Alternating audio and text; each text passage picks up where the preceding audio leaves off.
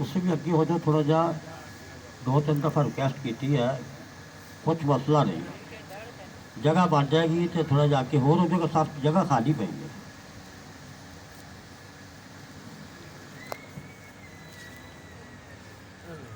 الحمدللہ الحمدللہ نحمده ونستعینه ونستغفره ونؤمن به ونتوکل علیہ ونعوذ باللہ من شرور انفسنا ومن سیئات اعمالنا من یهده اللہ فلا مضل له ومن يضلل فلا هادي له ونشهد أن لا إله إلا الله وحده لا شريك له ونشهد أن محمدا عبده ورسوله أما بعد فأعوذ بالله من الشيطان الرجيم بسم الله الرحمن الرحيم لا أقسم بهذا البلد وأنت حل بهذا البلد صدق الله العظيم وصدق الرسول النبي الكريم الأمين إن الله وملائكته يصلون على النبي يا أيها الذين آمنوا صلوا عليه وسلموا تسليما اللهم صل على محمد. محترم بزرگوں، بھائیوں، دوستوں اور تمام سامعین، ناظرات، ناظرین، میں آپ کو اس مبارک موقع پر جو کہ اللہ اور رسول کی محفل کے سلسلے میں ہم یہاں اکٹھے ہوئے ہیں مبارکباد دیتا ہوں، اور ہو سکتا ہے کہ یہی چند لمحات ہمارے لیے اخروی نجات کا باعث بن جائے. تو میں بہرحال اپنے اصل ٹاپک کو شروع کرنے سے پہلے ضمنی طور پر پہلے ایک اور ایشو جو ہے اس کو ڈسکس کرنا چاہتا ہوں. اس کے بعد میں اپنے موضوع پر آؤں گا، اور وہ آج کل کچھ حالات اور کچھ واقعات کے مطابق یہ سننے میں آیا ہے، کچھ لوگوں کا خیال ہے کہ قرب الہی کے لیے اور معرفت حاصل کرنے کے لیے کسی وسیلے کی ضرورت نہیں ہوتی. یہ موضوع یہ ضمنی طور پر میں نے ڈسکس کرنا ہے. جو لوگ یہ سمجھتے ہیں کہ وسیلہ اختیار کرنا یہ ضروری نہیں ہے، تو اس کو میں نے قرآن کریم کے حوالے سے، احادیث کے حوالے سے میں چند باتیں کرنے کے بعد اپنے اصل موضوع پر آ جاؤں گا. تو بہرحال میں یہ کہتا ہوں کہ ہمیں چاہیے کہ اپنے عقیدوں کو درست کرنا ہوگا، اور شان رسالت بات کو قرآن سے سمجھیں، کسی کی زبان سے نہ سمجھیں. جو قرآن نے رسالت کی شان بیان کی ہے اس کے مطابق اس کو دیکھیں. اب چند آیات کے سیاق و سباق سے ہٹا کر کچھ لوگوں نے مصطفیٰ کی شان کو گھٹانا سے کوشش کی ہے، جس کو وہ توحید کا نام دیتے ہیں. وہ سمجھتے ہیں کہ توحید اللہ کے رسول کو اللہ سے جدا کرنے کا نام ہے، حالانکہ یہ تنقیص ہے، یہ توحید نہیں ہے. تو شان رسالت جو ہے یہ ایک باب ہے کہ آج کل کچھ لوگ اس بات سے بھی گھبراتے ہیں. ایک تو یہ ہے نا کہ کسی بزرگوں کا وسیلہ اختیار نہیں کرنا چاہتے. آج کل دور یہاں تک پہنچ گیا ہے کہ لوگ یہ سمجھتے ہیں کہ نعوذ باللہ من ذالک حضور کا وسیلہ بھی نہیں لینا چاہتے. یہ سمجھنا شروع کر دیا کہ ڈائریکٹ خدا سے مانگو، ڈائریکٹ خدا سے بات کرو، رسول کی وسیلے کی ضرورت نہیں ہے. یہ خیال کہ توسل کا کوئی بیان نہیں عقیدہ توحید میں، یہ قرآن کریم نے خود اپنا بیان دیا ہے. سورہ المائدہ کی آیت نمبر 35 میں اللہ کا فرمان ہے، یا ایھا الذین آمنوا اتقوا اللہ وابتغوا الیہ الوسیلہ وجاہدوا فی سبیلہ لعلکم تفلحون. اے ایمان والو، اللہ سے ڈرو اور اللہ کا قرب پانے کے لیے اس تک وسیلہ تلاش کرو. اب جب اللہ خود کہہ رہا ہے، حکم دے رہا ہے کہ اس کا قرب جو ہے وہ ڈائریکٹ نہیں کہہ رہا کہ میرا قرب پاؤ. ڈائریکٹ تو اتنی انسان کے اندر اتنی اس کی وجدانی کیفیت نہیں کہ اس معاملے کو وہاں تک لے جائے. لہذا خدا کہتا ہے کہ میرا قرب حاصل کرنے کے لیے کیا ہے، وابتغوا علیہ الوسیلہ، کوئی وسیلہ تلاش کرو اور تاکہ تم فلاح پا جاؤ. یعنی فلاح پانے کا اور بہتری رزلٹ حاصل کرنے کا صرف ایک طریقہ ہے کہ قرب الہی کے لیے وسیلہ اختیار کیا جائے. تو پھر فرمایا اولئک الذین یدعون یبتغون الی ربہم الوسیلہ ایہم اقرب ویرجون رحمتہ ویخافون عذابہ. یہ سورہ بنی اسرائیل کی آیت نمبر 57. وہ مقبول بندے جنہیں یہ کافر پوجتے ہیں، یعنی کافر جن لوگوں کو پوجتے تھے، جن کو خدا مانتے تھے، یعنی بتوں کی جو پوجا کرتے تھے، وہ جو بندے ہیں مقرب جن کو یہ کافر پوجتے ہیں، ان کا اپنا یہ عالم ہے کہ وہ خود اپنے رب کی طرف وسیلہ ڈھونڈتے ہیں. جن کو یہ پوج رہے ہیں وہ خود اپنے رب کی طرف وسیلہ ڈھونڈ رہے ہیں، کہ وسیلہ تلاش کر رہے ہیں کہ کون ان میں سے زیادہ مقرب ہے. تو مقرب ہونے کے لیے وسیلہ اور توسل کا بیان قرآن میں واضح موجود ہے. اور یہاں پر لوگ کون سے تھے؟ حضرت عیسیٰ علیہ السلام کو لوگ، اس کی قوم جو ہے اللہ کا بیٹا کہتی تھی. عزیر علیہ السلام کی پوجا کی جاتی تھی. جنات کی پوجا کرتے تھے لوگ، فرشتوں کی پوجا کرتے تھے. تو اللہ نے فرمایا کہ یہ جن کی پوجا کرتے ہیں، یعنی حضرت عزیر علیہ السلام جو ہوئے یا عیسیٰ علیہ السلام جو ہے، وہ تو خود اللہ کی طرف کو تلاش کرنے کے لیے وسیلہ تلاش کر رہے ہیں، اور یہ خود پر وقوف ہو گئے. ایہم اقرب، اس لیے کر رہے ہیں کہ کون خدا سے زیادہ نزدیک ہے اور کون خدا سے زیادہ قرب رکھتا ہے، یہ تلاش کرنے کے لیے وہ خود وسیلہ تلاش کر رہے ہیں. تو قرآن کی نص ہے کہ اللہ کے مقرب بندوں کو بارگاہ الہی میں وسیلہ بنانا قرآن کی نص ہے. یہ اللہ کے جو نیک اور ولی ہیں، ان کی ذات کو وسیلہ، اللہ کا قرب حاصل کرنے کے لیے وسیلہ بنانا، یہ خود قرآن سے ثابت ہے، اور وسیلہ بنانا اللہ نے واجب بنا دیا ہے. اب اگر ہم وسیلے کو اس کا انکار کرتے ہیں تو وسیلے کو عقیدہ توحید کے خلاف سمجھنا یہ قرآن کا واضح انکار ہوگا. اگر ہم یہ سمجھیں کہ وسیلے کی ضرورت نہیں ہے تو قرآن خود وسیلے کا یہ بیان میں نے پڑھ کے سنا دیا بنی اسرائیل کا، المائدہ کا، کہ اللہ تو کہہ رہا ہے کہ وہ خود قرب الہی، میرا قرب حاصل کرنے کے لیے وسیلے کی تلاش میں، لہذا وسیلہ تلاش کرنا اللہ تعالیٰ کے حکم کے مطابق ہے. اب میں قرآن سے چند حوالے دے دیتا ہوں. حضرت یوسف علیہ السلام اللہ کے نبی ہوئے، اور وہ جب مصر، وہ کیا نام ہے اس کے، مصر کے بادشاہ ہو گئے، تو بھائیوں کو کوئی پتہ نہیں تھا کہاں ہے کہاں نہیں. ان کے والد حضرت یعقوب علیہ السلام رو رو کے ان کی آنکھوں کی بینائی چلی گئی، ان کے غم میں روتے رہے. تو یوسف علیہ السلام جو اللہ کے نبی تھے، انہیں تو پتہ تھا کہ میں والد سے بچھڑا ہوا ہوں، میرا والد موجود ہے. تو وہاں پر یوسف علیہ السلام نے والد کی بینائی لٹانے کے لیے اللہ سے دعا نہیں مانگی.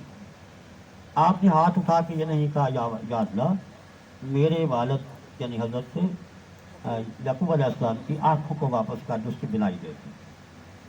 حالانکہ وہ پیغمبر تھے، دعا مانگتے تو کیا وہ قبول نہ ہوتی؟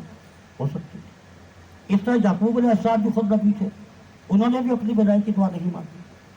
اب ہوا کیا، نہ یوسف علیہ السلام نے دعا مانگی نہ یعقوب علیہ السلام نے، بلکہ جب ان کے بھائی یوسف علیہ السلام کے پاس جاتے ہیں تو آپ نے یوسف علیہ السلام نے کہا کہ یہ میرا کرتا لے جاؤ.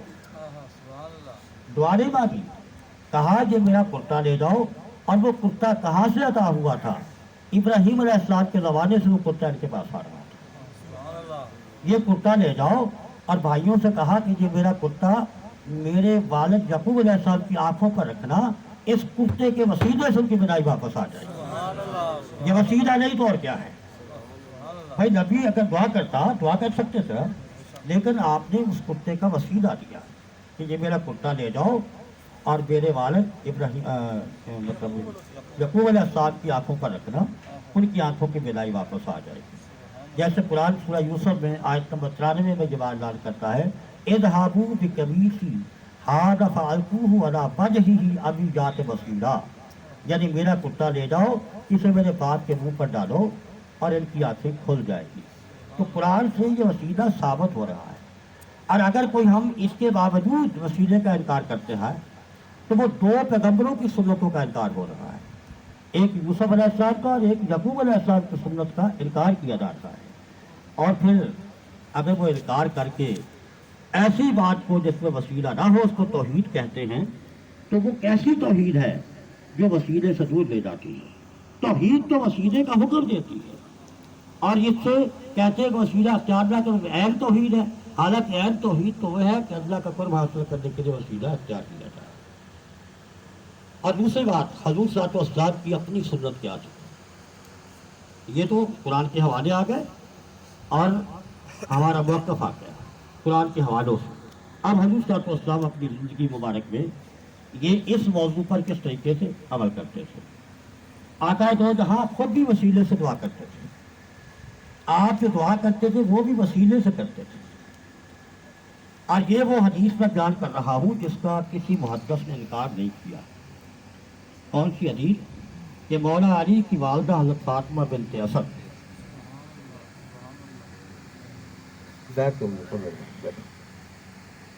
जब हज़रत अली की वालदा हज़रत फातिमा बिन्त असद का विसाल हुआ तो हुज़ूर पुरअनवर इंतहाई गमज़दा थे। क्यों गमज़दा थे? वो आपकी चची भी थी और माँ बाप के आपको पाला भी था, आपके साथ बहुत मोहब्बत थी, वालिहाना मोहब्बत थी। हज़रत सल्लल्लाहु अलैहि वसल्लम को आका का गम हुआ उनकी वफ़ात का। तो जब हज़रत फातिमा बिन्त असद की कब्र खोदी गई तो फटते जज्बात से आका दो जहां खुद कब्र में लेटे और बाद में हज़रत फातिमा को कब्र में उतारा गया और आका साहब ने कब्र पर खड़े होकर एक दुआ मांगी। वो दुआ मैंने सुनाई। ये तो मोहब्बत का आलम था ना। अब दुआ क्या मांग रहे हैं? और इस दुआ को सुनने के बाद भी अगर कोई वसीले का इनकार करता है तो फिर जो अपनी उसकी हर धर्मी है उसकी अपनी किस्मत है। अब दुआ सुन लीजिए। उम्मे अली मुर्तज़ा की कब्र पर दुआए मुस्तफ़ा आपने दुआ मांगी, अल्लाहुम्मल्लज़ी अल्लाह अल्लज़ी युहयी व युमीत व हय्य ला यमूत इग़फ़िर ली उम्मी फातिमा बिन्त असद व नक्किल हुज्जतहू। ऐ अल्लाह जो जिंदा और सलामत है, कायम व दायम है, जिस पर मौत नहीं आती, मेरी माँ फातिमा बिन्त असद को बख्श दे। दुआ यहाँ ख़त्म नहीं होती, यहाँ तो हर बंदा दुआ मांगता है, या अल्लाह मेरे वालिदैन को बख्श दे। और इसके बाद फरमाया वह वस्से अलैहि मदखलहू बिहक़्क़ि नबिय्य का वल अंबिया लज़ी बिन क़ब्ले। आप ये देखें, और इसकी कब्र को वसी कर दे, तुझको तेरे नबी मुस्तफ़ा का वास्ता है। वो खुद अपनी दुआ भी वास्ते से मांग रहे हैं और मुझसे पहले आने वाले अंबिया का वास्ता कि मेरी माँ फातिमा बिन्त असद की बख्शिश फरमा। तो हज़ूर ने वसीला क्या किया?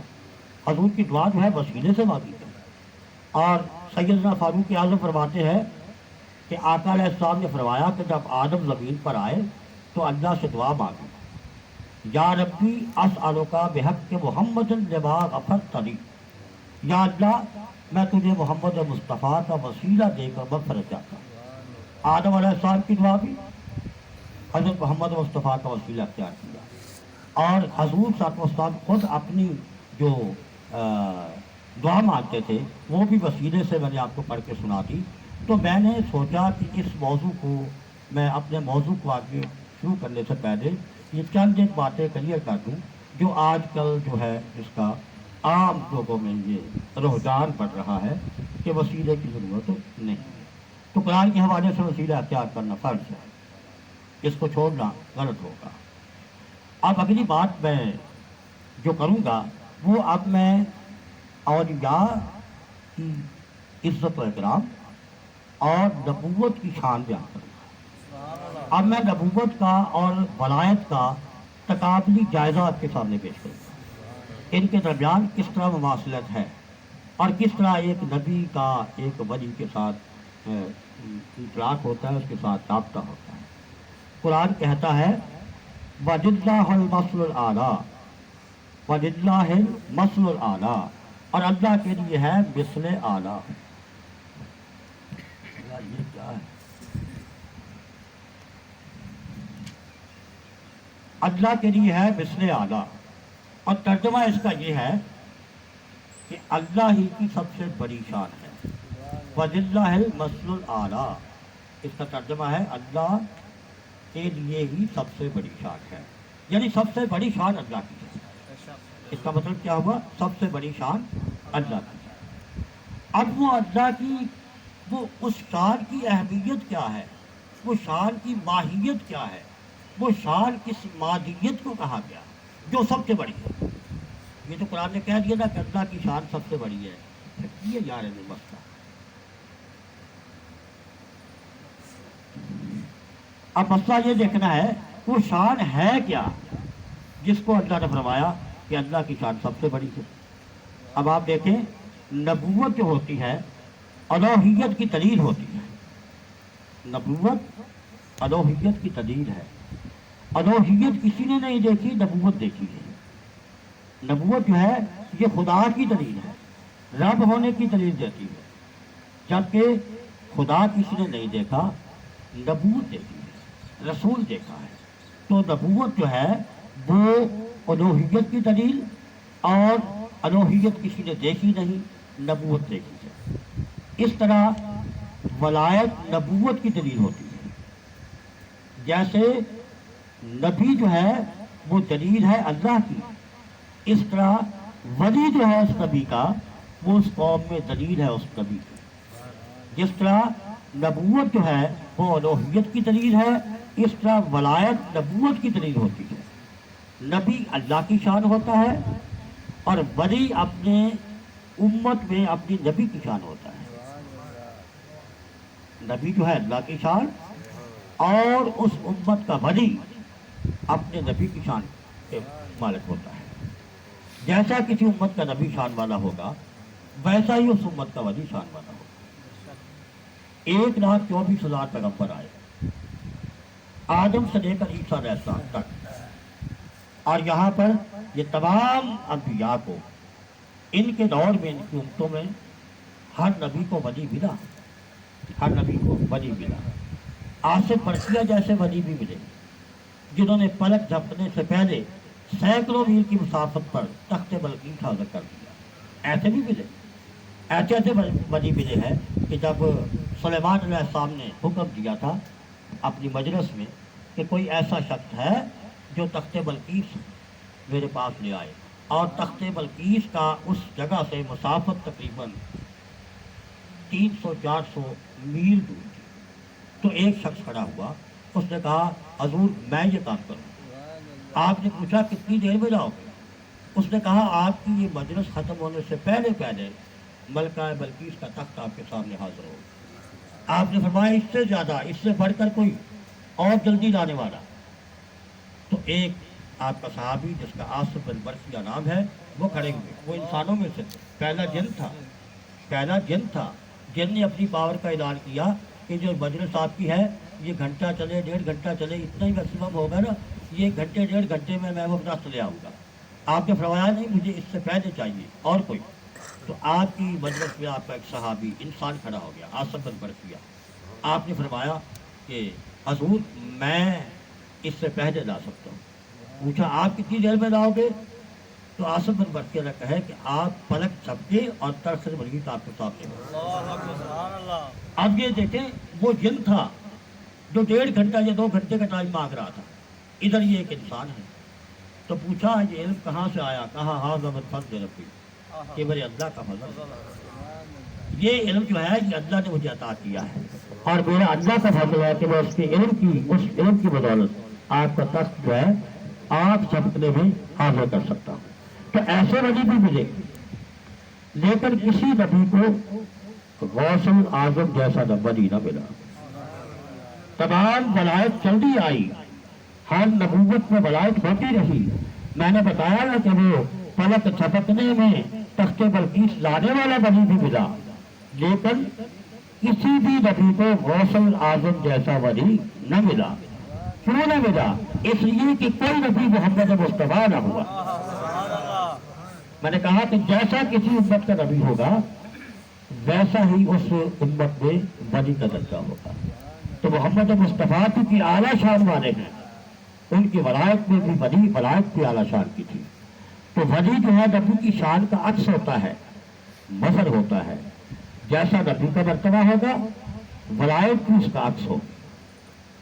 اب ولایت کے دیکھیے حضرت عباس حضور صلی اللہ علیہ وسلم کے چچا فرماتے ہیں ایک دفعہ آپ کو دیکھا اور فرمایا حضور میں جب آپ بچپن میں تھے نا، پڑھوڑے میں تھے، بچپنے میں تھے، تو میں آپ کے گھر گیا تھا، تو میں نے دیکھا وہاں کوئی بھی نہیں ہے، وہاں کوئی بھی نہیں تھا، لیکن حضور آپ ایسے سے انگلی دیکھ رہے ہلا رہے، تو میں دیکھ رہا تھا چاند آپ کی انگلی کے اشارے کے ساتھ تھا چل رہا، چاند آپ کو کھلا رہا تھا.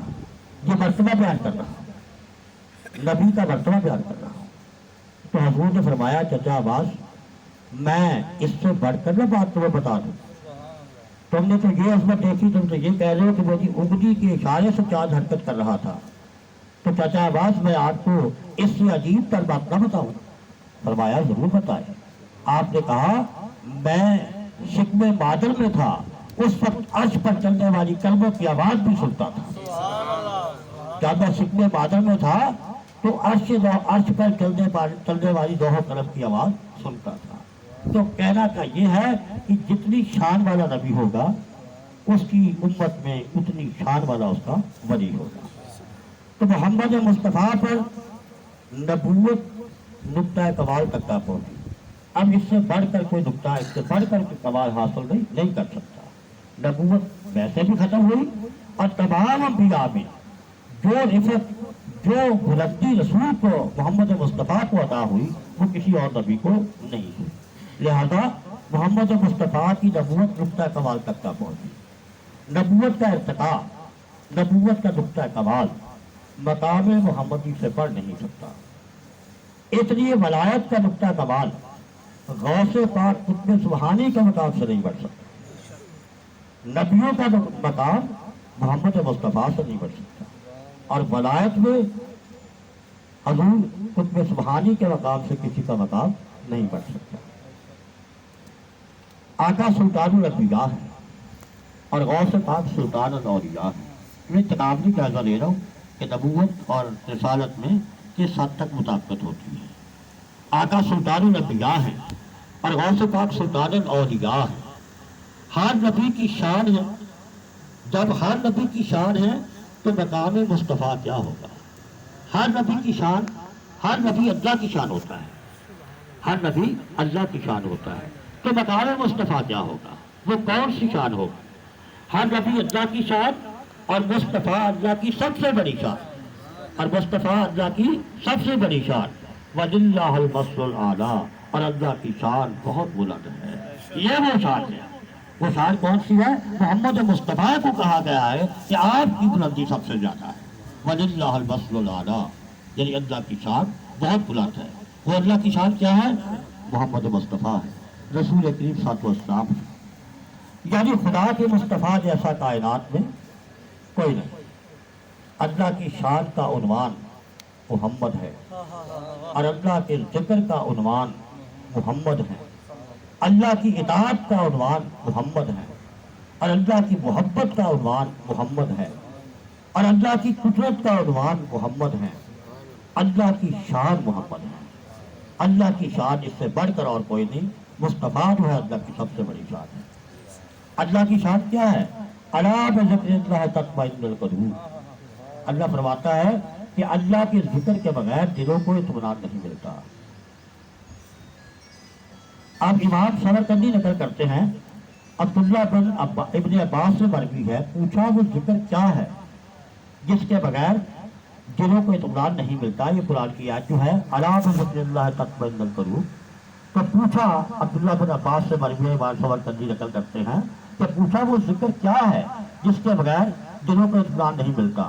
تو عبداللہ ابن عباس فرماتے ہیں وہ ذکر محمد مصطفیٰ ہے. وہ ذکر محمد مصطفیٰ ہے. آپ دیکھیں حضور صاحب کی زندگی، جب آپ کا آخری وقت آیا، آخری ایام آئے، عدالت کے ایام آئے، تو آپ مسجد میں نماز پڑھانے کے لیے نہ جا سکے کوشش کے لیے. اب کیا ہوا، اب باقی صحابی آتے تھے، نمازیں ہوتی تھی، اللہ کا ذکر ہو رہا تھا، اللہ کی نماز بدستور قائم تھی، نمازیں پڑھی جا رہی تھی، لیکن صحابی نمازیں بھی پڑھتے تھے اور چہرے بھی غمگین تھے، ان کے دل مطمئن نہیں تھے، دل میں سکون نہیں تھا، نماز پڑھ رہے تھے، سکون نہیں تھا۔ اللہ نے فرمایا الا بذکر اللہ تطمئن القلوب، یہ مومن کو دل اللہ کے ذکر کے بغیر یہ سکون نہیں پاتے۔ وہ اللہ کا ذکر کیا ہے؟ مصطفیٰ کا نام ہے۔ نماز پڑھ رہے تھے، سکون نہیں تھا، نماز کی ادائیگی ہو رہی تھی لیکن کچھ سکون نہیں تھے، کیونکہ مصطفیٰ کو دیکھنا، ان کو تکنا ان کی عادت سے بن چکی تھی۔ جب 3-4 دن سے مصطفیٰ کو نہ دیکھا تو وہ دیوانوں میں وہ افسردگی چھا گئی، وہ جو عاشق تھے وہ رسول کی تلاوت چہرے کی کر کے ان کی عادت بن چکی تھی، جب تک حضور نظر نہ آئے تو نماز میں جو ان کو کوئی مزہ نہیں آ رہا تھا، اداسی محسوس کر رہے تھے۔ تو یہ ذکر ہے الا بذکر اللہ تطمئن القلوب، جب تک یہ محمد مصطفیٰ کا چہرہ نہیں دیکھتے۔ یہاں پر اللہ نے حضور کے چہرے کو اپنا ذکر کہا ہے، حضور نے اللہ کے چہرے کو اپنا ذکر کہا ہے۔ اور پھر کیا ہوا کہ ایک دن تھوڑا سا آپ کو سکون آیا، آپ کو آپ کا حجرہ مسجد کے پاس ساتھ ہی ہے نا، بہت سن ہے، تو آپ نے حجرے کا پردہ سرکایا، اس وقت نماز ہو رہی تھی، نماز ہو رہی تھی، جماعت ہو رہی تھی، آپ نے پردہ سرکایا تو وہ جو پردے کے اوپر سپرے جو لگے ہوتے ہیں پھینکنے کے لیے، وہ تھوڑا سا جب ہلے تو وہاں سے آواز آئی ہلکی سی، جیسے پردہ سرکتا ہے۔ اب صحابی جو نماز ادا کر رہے تھے وہ انہوں نے یہ دیر میں تصور کر لیا کہ حضور صلی اللہ علیہ وسلم مسجد میں تشریف لانا چاہتے ہیں۔ اب وہ نماز ہو رہی ہے، فرض جماعت ہو رہی ہے، تو کیا ہوا، صحابہ میں کھلبلی مچ گئی، کیونکہ وہ دین مصطفیٰ کے پیاسے تھے۔ نماز کے دوران کھلبلی مچ گئی، اور نماز کے دوران کھلبلی مچ کے لوگ پیچھے مڑ کر دیکھنے لگے، کیونکہ ایسے سیدھے کھڑے ہیں تو اس سائڈ سے پردہ ہٹا ہے، تو جیسے ہی پردہ ہٹا نماز کا رخ تو سامنے تھا، تو صحابہ پیچھے مڑ کے ایسے دیکھنے لگے کہ شاید حضور تشریف لا رہے ہیں، اور صفیں جو ہیں وہ اپنا مقام ختم کر چکی۔ نماز دیکھیے، نماز جب سجدہ کے مقام سے اس کا توجہ ہٹ جائے تو نماز تو باطل ہو جاتی ہے، نماز باطل ہو جاتی ہے۔ حضور آئے، دیکھا افراتفری کا عالم ہے، آپ نے مسکرا کے فرمایا اپنی نمازیں مکمل کرو، یہ الفاظ ہیں حدیث میں۔ یہ نہیں کہا کہ نماز تمہاری ختم ہو گئی ہے، تم سجدے سے پھر گئے ہو، پیچھے ہٹ گئے ہو، اپنے مقام کو چھوڑ دیا، لہٰذا یہ نماز صحیح نہیں رہی، اب دوبارہ نماز پڑھو۔ آپ نے یہ نہیں فرمایا، آپ نے کہا اپنی نمازیں مکمل کرو، یعنی مصطفیٰ کے چہرے کو دیکھنے سے نماز باطل نہیں، نماز بالکل حقیقی ہوتی ہے۔ حقیقت میں نماز ہوتی ہی وہی ہے جس میں مصطفیٰ کا تصور سامنے، مصطفیٰ کا چہرہ دیکھنے سے نماز باطل نہیں ہوتی، بلکہ نماز جو ہے اپنے درجہ کمال تک پہنچ جاتی ہے۔ آپ نے فرمایا اپنی نمازوں کو مکمل کرو۔ تو دلوں کا اطمینان چاہتے ہو تو محمد مصطفیٰ کے ہو جاؤ، اگر دل کا اطمینان چاہتے ہو نا تو مصطفیٰ کے دیوانے بن جاؤ۔ کیسے وہ کہتا ہے نا، رشتہ میرا خدا کی خدائی سے چھوٹ جائے، چھوٹے مگر نہ ہاتھ سے دامان مصطفیٰ، میرا نبی کے دامن نہ چھوٹے، اگر خدا کی خدائی ساری دنیا سے بھی اگر وہ رابطہ ختم ہو جاتا ہے تو اس کا افسوس نہیں ہے، لیکن مصطفیٰ کا جو ہے وہ واسطہ چھوڑنا وہ نہیں ہے۔ اللہ تعالیٰ فرماتے ہیں اہدنا الصراط المستقیم، مجھ سے سیدھی راہ مانگو، مجھ سے سیدھی راہ مانگو۔ عبداللہ ابن عباس سے پوچھا صراط مستقیم کیا ہے؟ انہوں نے فرمایا محمد عربی کا نام ہے، یہ صراط مستقیم محمد مصطفیٰ کا نام ہے۔ صراط مستقیم اس طرح حضرت ابو عالیہ نے روایت کیا ہے، کتابی ترجمہ امام حسن بصری تک بروایت عبداللہ بن عباس پہنچا تو آپ تڑپ اٹھے اور کہا خدا کی قسم، عبداللہ ابن عباس نے درست ترجمہ کیا ہے۔ کیا ترجمہ؟ کہ صراط مستقیم محمد مصطفیٰ کی ذات ہے۔ یہ امام حاکم المستدرک نے سند کے ساتھ بھی حدیث روایت کی ہے۔ اور اس کے بعد بَاعْتَصِمُوا بِحَبْلِ اللَّهِ جَمِيعًا، سب مل کر مضبوطی سے اللہ کی رسی کو تھامے. اور عبداللہ ابن عباس فرماتے ہیں اللہ کی رسی محمد. اللہ کی رسی کیا ہے؟ محمد مصطفیٰ ہے. حب اللہ، ذکر اللہ، صراط اللہ، نور اللہ، معرفت اللہ، اور پھر کہوں خدا کی قسم وجہ اللہ محمد ہے. یہ اللہ کا مکرم ہے. یہ محمد مصطفیٰ اللہ کا ظاہری مکرم ہے. سب بس ایک رب محمد نہیں، باقی سب کچھ محمد ہے. بس رب رب ہے، ایک دیوار قائم ہے. ایک رب محمد نہیں، باقی سب کچھ محمد ہے. دین محمد، قرآن محمد، اسلام محمد، اور خدا کی قسم کعبہ محمد. باقی سب کچھ محمد کی خیرات ہے. یہ تمام اللہ کے سوا باقی ہر چیز محمد مصطفیٰ پر منتہا ہوتی ہے. جس طرف اشارہ کر دیا قبلہ ہو گیا. اب قبلے کی بات کر رہے ہیں نا، کعبہ بہت متبرک ہے ہمارے لیے، کوئی شک نہیں ہے. تو قبلہ وہ محمد مصطفیٰ کی خواہش کا ہے، سمت کا کوئی تعین نہیں. اللہ کہتا ہے میرے لیے تمام سمتیں برابر ہیں. میرے محبوب جس طرح تیرا اشارہ ہے، جس میں تو خوش ہے، میں اس کو قبلہ کر دیتا ہوں.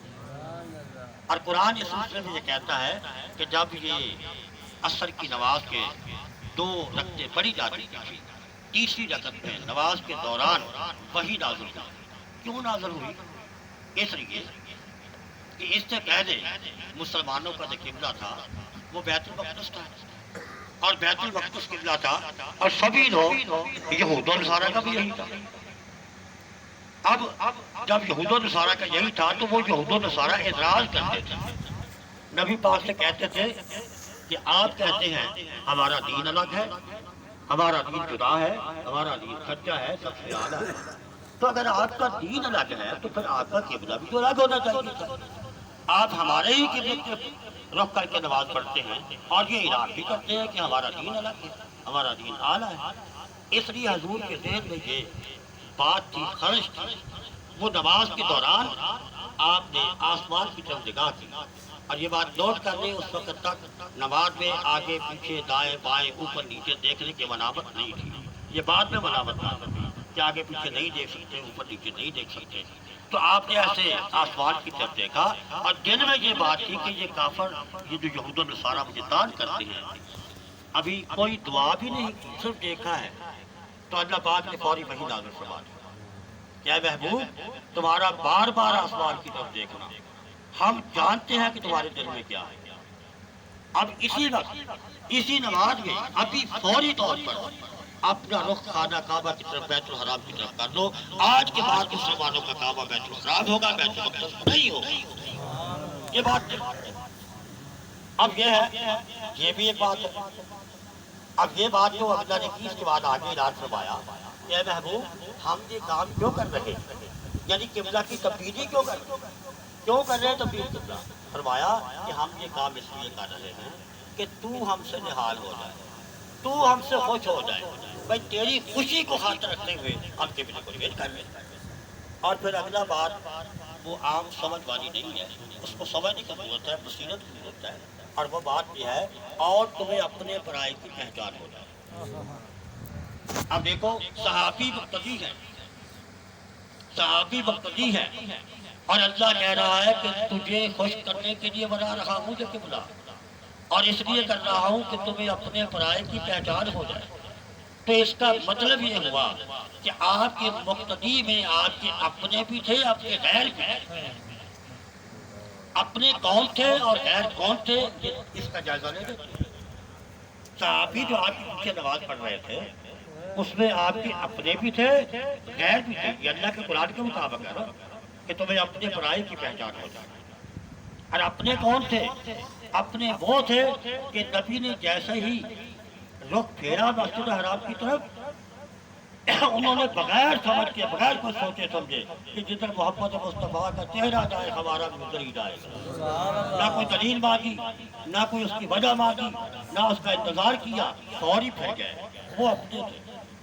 جو یہ دلیل سوچتے رہے کہ نہ وحی کا اعلان کیا نہ وحی کا بتایا، اور قبلہ اتنی دیر سے اول وقت سے یہ قبلہ چلا رہا ہے، اور محمد مصطفیٰ بھی اس قبلے کو ایکسپٹ کرتے رہے ہیں، آج کی نماز کے دوران فوری طور پر کیسے قبلہ چینج کر دیا؟ بھائی وہ غیر تھے۔ محمد مصطفیٰ پر ایمان بلا دلیل ہو، صرف ان کی ذات پر آپ نے یقین کر، وہ جو فرما دے وہ عین ایمان۔ اس لیے اللہ تعالیٰ نے سب کچھ یہ محمد مصطفیٰ کی خیرات ہے، جس طرف اشارہ کر دیا وہ قبلہ ہو گیا، اور جس کو کہہ دیا وہ قرآن ہو گیا۔ اب قرآن کی ہمارے پاس تصدیق کیا ہے؟ کافر یہ کہتے تھے کہ یہ قرآن جو ہے یہ اللہ کی کتاب نہیں ہے، آپ غلط کہہ رہے ہیں، نعوذ باللہ من ذالک۔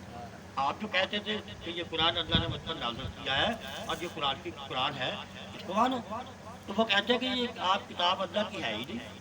کیوں؟ اس لیے کہ اس کے بارے میں ہمیں کوئی پتہ نہیں، خود تم نے اساطیر الاولین یہ پرانی کہانیاں جوڑ جوڑ کے ہم کو سنا رہے ہیں۔ تو اعتراض کرتے تھے، تو ہم کیوں مانتے ہیں؟ ہمارے پاس کوئی ریتا آ گیا کہنے کے لیے کہ نہیں یار تم خاموش رہو، یہ قرآن پاک اللہ نے بھیجا ہے، تو فرشتے نے آ کر الہام کیا، کوئی الہام ہو گیا؟ کس نے؟ ہم کیوں مانتے ہیں اللہ کی کتاب؟ اس کی وجہ یہ ہے کہ ہم نے تو وہ ماننا ہے جو رسول کی زبان سے نکلتا ہے، ہمارا ایمان تو رسول کی زبان پر ہے نا۔ انہوں نے کہہ دیا قرآن ہے، ہم نے کہا ٹھیک ہے قرآن ہے۔ پھر یہ کعبہ جو تھا وہ کالے گلاف والا گھر تھا،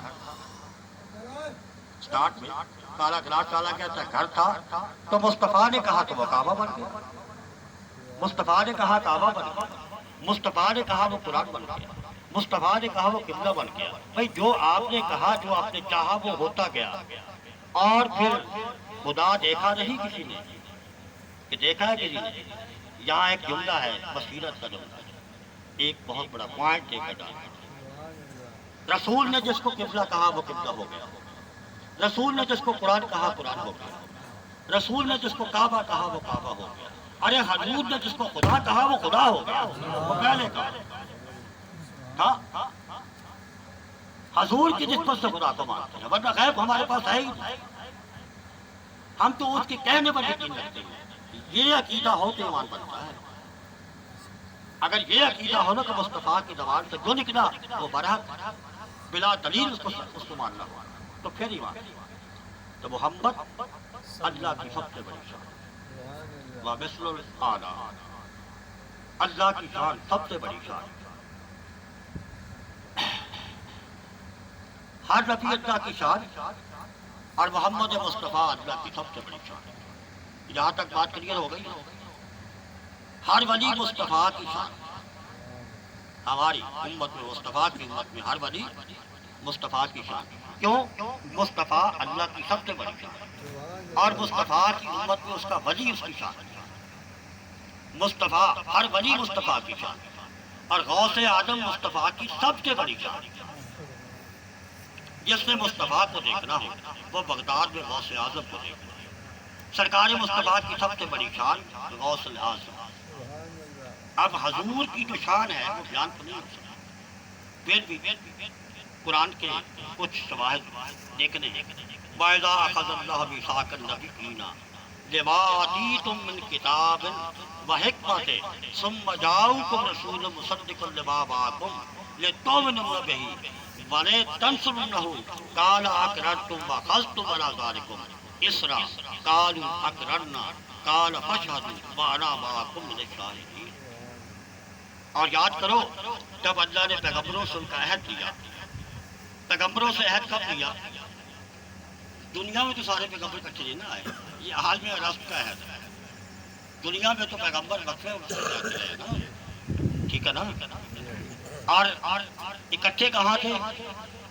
یہ پیغمبروں کی روحیں اکٹھی تھی، الست میں اکٹھی تھی، تو اللہ نے الست میں عہد لیا، اس کو الست کا عہد کیا ہے؟ پیغمبروں کی روحوں سے وعدہ لیا۔ کیا وعدہ لیا؟ کہ جو میں تم کو کتاب و حکمت دوں، یہ وعدہ لیا۔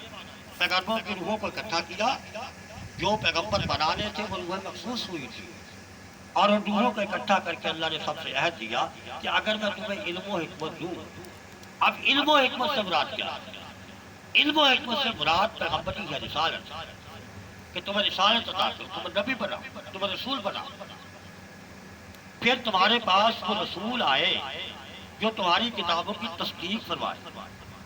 پھر کیا ہو، میں تمہیں اس شرط پر نبوت دوں گا کہ اگر میں تمہیں نبوت دے دوں تو تمہارے دور میں تمہارے پاس میرا وہ رسول آ جائے جو تمہاری کتابوں کی تصدیق کرے، سچا ثابت کرے، ان کا مرتب کرے، تو ضرور ضرور اس پر ایمان لانا. تو پھر اس پر ایمان لاؤ گے. کہنا یہ کہیے کہ اگر میں تمہیں نبوت دے دوں اور تمہارے دور میں میرا وہ رسول آ جائے جو تمہاری کتابوں کی تصدیق کرے، تو پھر تم ضرور پر ضرور اس پر ایمان لاؤ. اگر یہ بات، اور ضرور ضرور اس کی مدد کرنا. دوسری بات، ایمان بھی لاؤ گے اور اس کی مدد بھی کرو گے. تو کیا تم نے اقرار کیا، اس بات کا وعدہ کرتے ہو کہ اگر تمہارے دور میں میرا رسول آ جائے جو تمہاری کتابوں کو سچ ثابت کرے تو تم اس پر ایمان لاؤ. اور اٹھا لیا تم نے اس پر بڑی بھاری ذمہ. سب نے عرض کی ہم نے اقرار کیا. اللہ نے فرمایا گواہ رہنا، قال فاشهدوا وانا معكم من الشاهدين. گواہ رہنا اور سنو، یہ اقرار کر لیا، ہاں جی مان لیا جی، ہم جب رسول ہمارے پاس آئے گا ہم اس کی مدد بھی کریں گے اور اس کا ایمان بھی لائیں گے. اللہ نے فرمایا یہ اتنا چھوٹا ذکر نہیں ہے کہ اس بات پر ختم کر دیں. حالانکہ وعدہ نبوت سے ہو رہا تھا، اللہ دے رہا تھا، تو وعدہ ہو گیا تھا، اقرار ہو گیا تھا، بات ختم ہو جانی چاہیے. لیکن عہد بہت بڑا تھا. اللہ نے فرمایا اچھا ایسا کرو، تم پھر ضابطہ پورا کرو، قانون کا ضابطہ پورا کرو. تم ایک دوسرے پر گواہ بن جاؤ کہ ہم نے ایک دوسرے کے سامنے اس بات کو تسلیم کیا ہے. وہ ایک دوسرے پر گواہ بنائے. پھر انہوں نے کہا جی ہم ایک دوسرے پر گواہ بھی ہیں، ہم مانیں گے، ایمان بھی لائیں گے. اللہ نے کہا اتنا بھی کچا نہیں ہے، اب میں تم پر گواہ ہوتا ہوں، یہ پختہ عہد ہوتا ہے. سبحان اللہ. اللہ نے خود گواہی دی اس بات کی. یہ عہد اتنا بڑا تھا اس لیے اللہ نے گواہی دی، کیونکہ حضور کی شان سب سے بڑی بلند ہے. اس میثاق پر اللہ خود گواہ، کیونکہ آپ اللہ کی سب سے بڑی شان. امام قسطلانی فرماتے ہیں جب یہ میثاق ہو رہا تھا، وعدہ ہو رہا تھا، تو اچانک آسمان پر نور چمکا اور سارے آسمان کو ڈھانپ دیا. انبیاء کی روحوں نے پوچھا مالک یہ نور کیسا ہے؟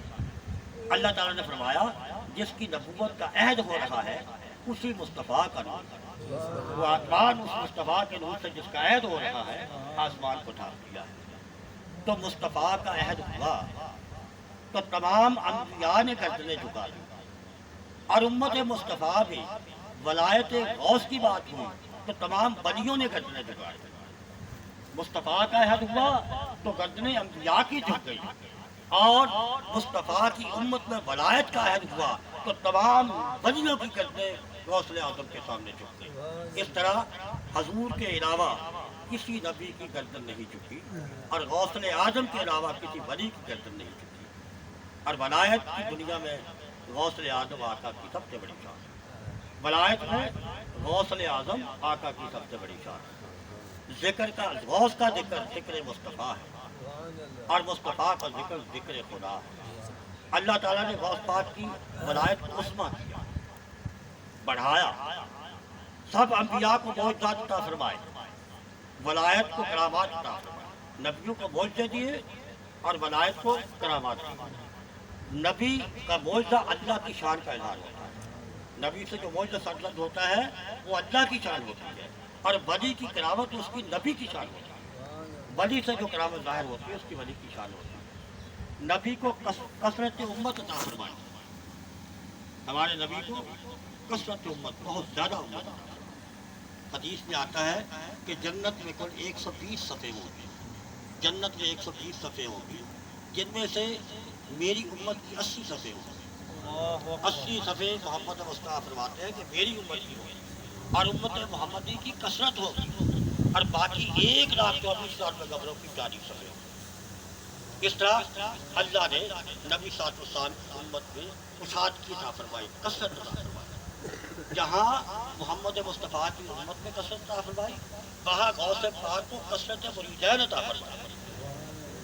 غوث پاک کے مرید کثرت سے ہیں، جنہوں نے غوث پاک کی بیعت کی وہ بھی مری، اور جنہوں نے گردنیں جھکا دی وہ بھی مری، جو بیعت کی وہ مری، جنہوں نے گردنیں جھکائی اس کو صدقنا آمنا کہا وہ بھی مری، کیونکہ تمام ولیوں نے غوث پاک کے قدم اپنی گردنوں پر تسلیم کیا۔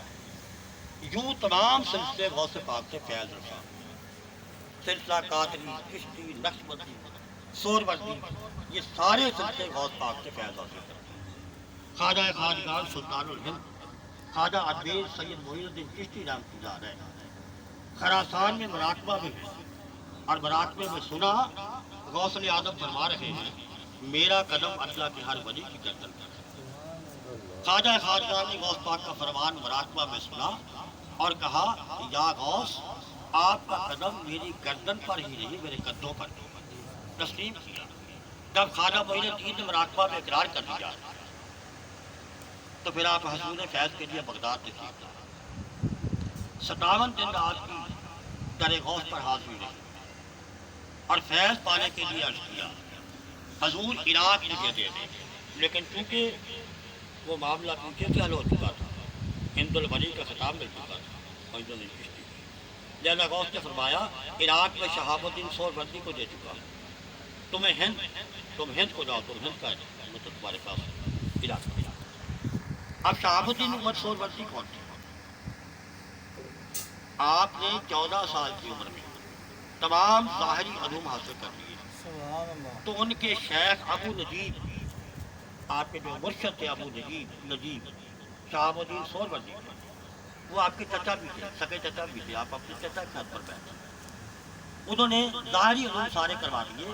اس کے بعد آپ کو غوث پاک کی بارگاہ میں لائے اور عرض کیا حضور اس نے سارے علوم پڑھ لیے ہیں، حصول فیض کے لیے لایا۔ شہاب الدین سہروردی فرماتے ہیں غوث پاک نے میرے سینے پر ہاتھ پھیرا تو تمام علوم ختم ہو گئے، جو کچھ بھی میرے پاس تھا وہ جاتا رہا، میں بالکل خالی ہوں۔ اور غوث پاک فرماتے ہیں پریشان نہ ہو، کیوں؟ جب تختی نئی لکھنی ہوتی ہے تو پرانی صاف کی جاتی ہے، نئی تختی لکھنے کے لیے پرانی کو صاف کرنا ضروری ہے۔ اب پہلے دوبارہ ہاتھ پھیرا، پہلے علم تھا پھر معرفت آئی اور سہروردی سلسلے کا مرکز بن گیا، معرفت کے لیے۔ بس جو غوث پاک کو نہ مانے وہ ولی ہو نہیں سکتا، جو غوث پاک کو نہ مانے وہ ولی ہو نہیں سکتا، اور جو ولی ہو اور غوث کے زیر قدم ہونے کا انکار کرے وہ ولی رہ نہیں سکتا۔ ولایت تو ہے یہ انتہا ہے غوث اعظم کا۔ امام شافعی روایت کرتے ہیں ایک خاتون اپنے بیٹے کو لے کر حضور غوث پاک کے پاس آئی اور عرض میرے بیٹے کو آپ سے محبت ہے، میں آپ کے پاس چھوڑ جاؤں تاکہ سلوک و طریقت کا راستہ طے کریں۔ طویل عرصے کے بعد وہ عورت اپنے بیٹے سے ملنے آئی اور دیکھا بیٹے کا رنگ زرد ہے، کمزوری بے تحاشا ہے اور جو کی سوکھی روٹی کھا رہا ہے۔ وہ عورت غوث پاک کے پاس شکایت لے گئی آپ مرغی کا بھنا ہوا گوشت کھا رہے تھے اور ہڈیاں اکٹھی کیے جا رہے تھے۔ عورت نے کہا یا شہد آپ خود تو مرغی کا گوشت کھا رہے ہیں اور میرے بیٹے کو جو کی سوکھی ہوئی روٹی دے رہی ہیں۔ غوث پاک نے فرمایا تو بیٹھ لو۔ جب آپ کھانا کھا چکے تو آپ نے ہڈیوں کو حکم دیا اے ہڈیوں دوبارہ مرغا بن کر کھڑی ہو جاؤ، تو دوبارہ مرغی زندہ ہوگی۔ تو غوث پاک نے فرمایا جب تیرا بیٹا اس مقام پر پہنچ جائے گا تو جو مرضی کھا لے، یہ اس وقت کھائے گا۔ لہذا ان کی طریقت جو کی روٹی سے شروع ہوتی تھی۔ ایک نیشنل ٹائم کے مطابق میں دیکھ رہا ہوں کہ نیشنل دوں تاکہ یہ ٹائم آپ کا بہت کمزور ہو رہا ہے، تو ان کی طریقت جو تھی وہ کہاں سے شروع ہوتی تھی؟ جو کی روٹی سے۔ اور آج کی طریقت کہاں سے شروع ہوتی ہے؟ مرغے مسلم سے شروع ہوتی ہے۔ تو وہ طریقت مکمل کیسے ہو بھائی؟ اس نفس کو تو اس نے قابو کرا، اس کا تو وہ حاصلہ ہے۔ میں ایک موضوع میں نے تجویز کیا تھا آپ کے لیے، لیکن تھوڑا سا میں نے اس سے گریز کیا ہے اس دفعہ تقویٰ کے بارے میں کہ تقویٰ کیا ہوتا ہے اور حاصل کیسے ہوتا ہے۔ بہرحال وہ ٹائم کی کمی کی وجہ سے وہ ذرا موضوع لمبا تھا، انشاءاللہ دوبارہ کسی وقت اس کو کریں گے کلیئر۔ اب چونکہ ٹائم ہو گیا ہے، بس اتنا ہی میری گزارش ہے کہ آپ ذرا ذوق و شوق سے آتے رہیں کیونکہ ایسا ہو جائے گا کہیں نہ کہیں کوئی نہ کوئی شعبہ نہیں جل جائے اور کوئی نہ کوئی ہماری رہبری کا سامان پیدا ہو جائے. وبا علیہ السلام.